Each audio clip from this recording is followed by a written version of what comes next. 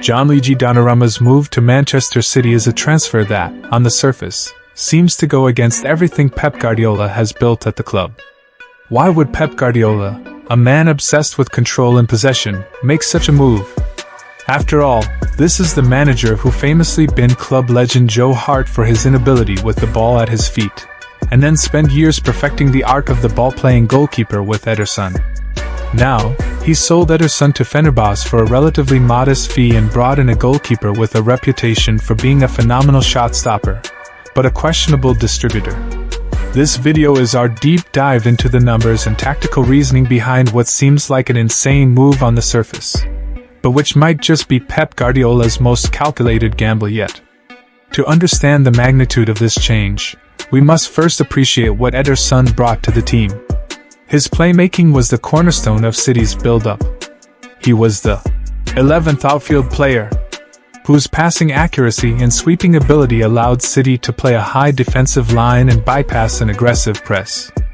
A perfect example of his playmaking genius came in the 2024-25 season against Newcastle, where he lofted a perfect, long-range pass from deep inside his own half to a streaking Omar Marmush, who controlled it and scored. The pass was a thing of beauty, a driven, low-trajectory ball that sliced through the opposition's defensive lines with unerring accuracy. This was just one of the 4 assists he provided that season, a Premier League record for a goalkeeper and a testament to his unique skill set. His sweeping ability was also on full display in the 2021 Champions League final against Chelsea, where he constantly rushed out to cut off dangerous through balls, even if one instance resulted in a goal for Kai Havertz due to a precise finish. This aggressive, proactive style of goalkeeping was a core tenet of Guardiola's system, a high-risk, high-reward approach that paid off with multiple trophies. James Trafford steps into the system, but his costly mistakes early in the season against Tottenham in a recent match forced Guardiola's hand. In that game, a misjudged pass from Trafford while under a high press led directly to a goal for Spurs, highlighting the inexperience that cost him the starting spot. The pass was meant for a defender, but Tottenham's aggressive press put immense pressure on Trafford, and his subsequent error gave them the lead. This moment provided a brutal dose of reality for Guardiola. While a ball-playing keeper is a powerful weapon, it also carries an inherent, and sometimes catastrophic risk. It seems Guardiola decided the team could no longer afford to take that risk in every game, particularly against teams that have learned how to press high and force mistakes. Enter Donnarumma, a 6 feet 5 inches shot stopper who, at first glance, feels more like a traditional goalkeeper from a bygone era. Goal 90. Remember the seasons that forged legends? We're not just selling jerseys, we're offering a piece of history. Reconnect with the moments that defined the beautiful game.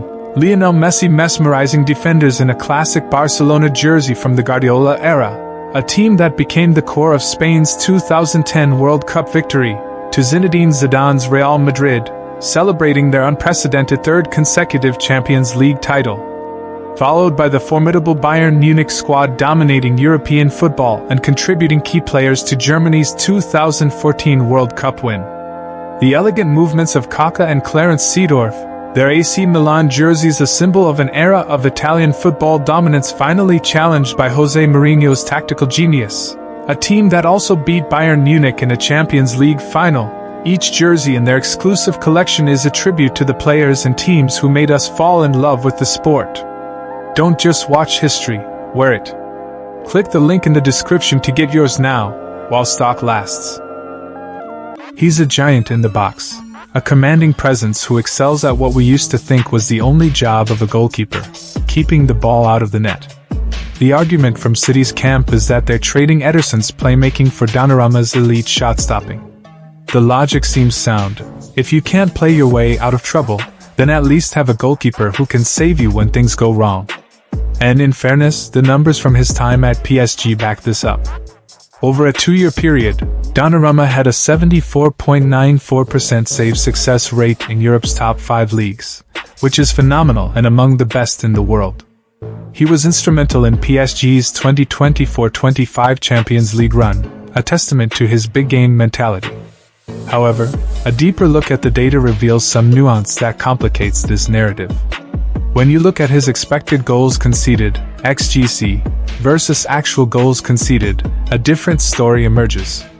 Over the last season, Donnarumma conceded nearly 4 goals more than the XGC numbers suggested he should have. This is a negative number, indicating he let in shots that were statistically more savable. By contrast, Ederson, David Raya, and other top-tier shot-stoppers often have a positive number, meaning they save more than the statistics predict. For example, Ederson's shot-stopping prevented 6 more non-penalty goals than expected in the 2024-25 Premier League season, a league best. This doesn't mean Donnarumma is a bad keeper, far from it, but it does suggest he's not the infallible brick wall that his reputation suggests. The real story isn't in what Donnarumma does, but in what he doesn't do. A look at the advanced data shows a clear pattern. Donnarumma does less than half the sweeping up of the man he is replacing. Ederson was an aggressive, sweeper keeper, who constantly rushed out to cut out through balls and snuff out danger before it reached the penalty box. His heat map shows him operating while outside his 18-yard box, acting as a high defensive line's last bastion. Donnarumma, by contrast, is more of a stand-your-ground goalkeeper. He stays deep in his box, rarely venturing out to intercept. This is a deliberate, philosophical shift, a reaction to previous mistakes in his career, like his infamous error against Karim Benzema in the Champions League round of 16 in 2022. In that game, he dallied on the ball deep in his box, allowing Benzema to press him and force a turnover that led to a crucial goal in Real Madrid's comeback victory.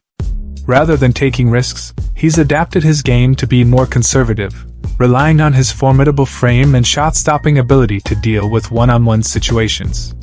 He gets right back in his goal and tells the striker, "You have to beat me now." This approach dramatically reduces the risk of him making a mistake on a risky pass or a botched clearance. A managerial pivot, from idealism to pragmatism. Why would Pep Guardiola, a man obsessed with control and possession, make such a move? The answer lies in his team's subtle evolution. City is no longer just about tiki-taka. They are a team built for transitions. With players like Erling Haaland up front, the long ball is a viable and devastating attacking option. This tactical shift became evident in the January 2025 fixture against Chelsea, where Guardiola abandoned his typical possession-heavy approach in favor of direct, long balls from Ederson, specifically targeting Haaland's movement. With Donnarumma, City can now bypass the opposition's press and get the ball directly to Haaland, a strategy that would have been riskier with a less commanding keeper. Furthermore, it takes pressure off the defenders. Instead of asking John Stones or Ruben Dias to play intricate passes under pressure to a keeper who might be caught out, Donnarumma offers a simpler, safer option. He's a pragmatist in a position that has, for years, been defined by Pep's idealism. It also signals a change in how City will deal with set pieces and crosses, an area where they have sometimes been vulnerable. A key example of this vulnerability was a late equalizer conceded against Everton in the 2024-25 season, where a header from a corner caught Ederson out. At 6 feet 5 inches, Donnarumma provides an aerial dominance that Ederson, at 6 feet 0 inches, never quite had. The move is also a long-term investment. At 26, Donnarumma is entering his prime, while Ederson, at 31, is on the wrong side of 30.